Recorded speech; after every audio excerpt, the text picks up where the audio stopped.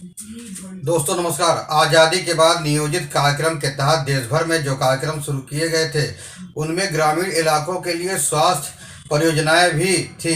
मकसद था देश के देहातों में स्वास्थ्य सेवाओं का जाल बिछाना ताकि गरीब लोगों की सेहत सुधर सके। आज 75 वर्ष बाद भी हालात यह है कि गरीब की सेहत सुधारना तो दूर, स्वास्थ्य सेवाओं की ही सेहत खराब दिखाई देती है। विभिन्न दलों की सरकारों के शासन के बावजूद नए नए नारों से, नए नए वादों से, नई नई योजनाओं के सपने दिखाकर देश का पैसा बर्बाद किया जाता रहा है। स्वस्थ आदमी की बुनियादी ज़रूरतें हैं, इसलिए उसकी चिंता जितनी आम आदमी को होती है उतनी ही सरकार को भी होनी चाहिए। जाहिर है कि अभी चालू सरकारी योजनाओं की गुणवत्ता में सुधार आना चाहिए। नियोजित विकास के तहत देश के कई प्रदेशों के देहातों में सामुदायिक विकास खंडों में प्राथमिक स्वास्थ्य केंद्रों की स्थापना की गई। मूल सोच यह थी कि ग्रामवासियों के लिए चिकित्सा, स्वास्थ्य एवं परिवार कल्याण सेवाएं एकीकृत रूप में उपलब्ध कराई जाएंगी, जिनमें उपचार, वातावरण, स्वच्छता, सुरक्षित पेयजल आपूर्ति व कूड़ा मलमूत्र निपटाना, मातृ शिशु स्वास्थ्य, विद्यालय स्वास्थ्य, संक्रमण रोगों की रोकथाम, स्वास्थ्य शिक्षा एवं जन्म मृत्यु आंकड़ों का संकलन जैसी सेवाएं शामिल थी। दूसरी पंचवर्षीय योजना की समाप्ति पर देश भर में हजारों प्राथमिक स्वास्थ्य केंद्र स्थापित हो चुके थे। मैदानी क्षेत्र में 5000 और पर्वतीय क्षेत्र में 3000 की आबादी पर एक मातृ शिशु स्वास्थ्य उपकेंद्र भी खोले गए। इन उपकेंद्रों पर प्रसव पूर्व, प्रसव के दौरान व प्रसवोत्तर स्वास्थ्य सेवाओं के साथ प्रतिरक्षण, निर्जलीकरण उपकरण के लिए घोल वितरण और खून की कमी दूर करने के लिए आयरन या फोलिक एसिड की गोलियां बांटना, अंधेपन व नेत्र रोगों से बचाव हेतु विटामिन घोल बांटना शामिल था। कालांतर में प्राथमिक स्वास्थ्य केंद्रों को सामुदायिक स्वास्थ्य केंद्रों में परिवर्तित होना था। इसलिए पंचवर्षीय योजनाओं के दौरान इन केंद्रों में जहां शल्य क्रिया, बाल रोग विशेषज्ञ, महिला रोग विशेषज्ञ, पैथोलॉजी सेवाएं और बढ़ाई गई, वहीं प्रत्येक केंद्र पर मरीजों के लिए उपलब्ध बिस्तरों की संख्या 6 से 30 कर दी गई। जाहिर है कि इस पूरे तामझाम पर जनता का अरबों रुपया खर्च हुआ, पर क्या जो कुछ कागजों पर दिखाया गया वह जमीन पर भी हो रहा है?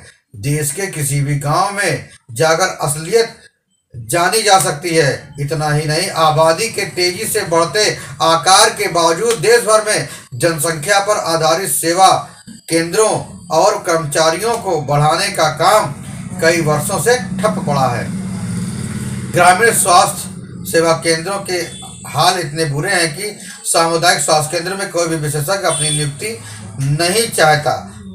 प्रशिक्षण केंद्रों का पूरा स्टाफ व साज सज्जा दशकों से बेकार पड़ी है। इस तरह के ऐसे सेवा केंद्र जैसे चिकित्सीय एवं स्वास्थ्य सेवाएं तो ना मुहैया करा पाए, अलबत्ता नसबंदी कराने के केंद्र जरूर हो गए हैं। 1970 से 71, 1991 से 92 तक नसबंदी के अलावा यहाँ कुछ भी नहीं हुआ। 20 सूत्री कार्यक्रमों के दौरान जो फर्जी नसबंदियों का दौर चल रहा था वह अभी थमा नहीं है। नसबंदी की उपलब्धियां फर्जी तौर पर बढ़ा चढ़ाकर बताई जाती रही हैं और इन्हीं उपलब्धियों के एवज में नौकरशाह करोड़ों रुपए के पुरस्कार लेते रहे हैं। इस तरह देश की बेबस जनता पर दोहरी मार पड़ रही है। साल 2000 में विश्व बैंक द्वारा भारत जनसंख्या परियोजना लागू हुई। योजना का मूल उद्देश्य सेवा संगठनों को मजबूत करना था। फलतः एक और नवनिर्माण शुरू हुआ तो दूसरी ओर नए चिकित्सीय सेवा केंद्र खोले गए। देश में कई उपकेंद्र गांव से दूर बनाए गए जो कभी इस्तेमाल नहीं हुए। आज ये केंद्र वीराने में खंडहर बन चुके हैं। ऐसी योजनाओं के नाम पर तमाम bureaucrat, technocrat America, Thailand, England आदि से प्रशिक्षण लेकर आए, पर यहाँ से प्रशिक्षण लेने गए थे वहाँ वापस लौट कर नहीं आए। उनकी नियुक्ति दूसरी जगह कर दी गई। आखिर क्यों? जब यही करना था तो लाखों रुपया प्रशिक्षण पर बर्बाद करने की क्या जरूरत थी? इसी तरह सूचना, शिक्षा, संचार के नाम पर प्राइवेट छपाई भी लाखों रुपए खर्च करके कराई गई। जन चेतना फैलाने के नाम पर छपवाई गई यह स्टेशनरी कभी काम नहीं आए। न जाने कितने फॉर्म छपे व रद्दी में बिक गए। इस पूरे कार्यक्रम के नतीजे असंतोषजनक थे, ऐसा विश्व बैंक द्वारा कराए गए मूल्यांकन से पता चला। नतीजन देश के कई प्रदेशों में भारत जनसंख्या परियोजना 3, 4, 5 नहीं दी गई, पर भारत जनसंख्या परियोजना 6 इनमें से कई प्रदेशों को मिल गई, जिसका मूल उद्देश्य श्रम संसाधनों का विकास करना था।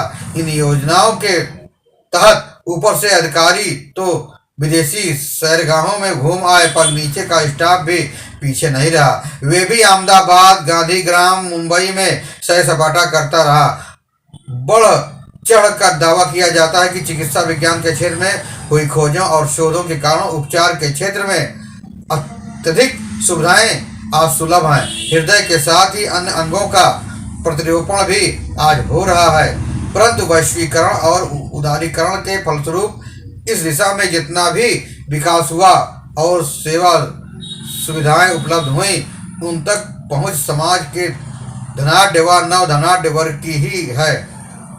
स्वास्थ्य के मामले में भारत का पारंपरिक ज्ञान और लोक जीवन का अनुभव इतना समृद्ध है कि हमें बड़े ढांचों, बड़े अस्पतालों और विदेशी अनुदानों की जरूरत नहीं है। जरूरत है अपनी क्षमता और अपने संसाधनों के सही इस्तेमाल की।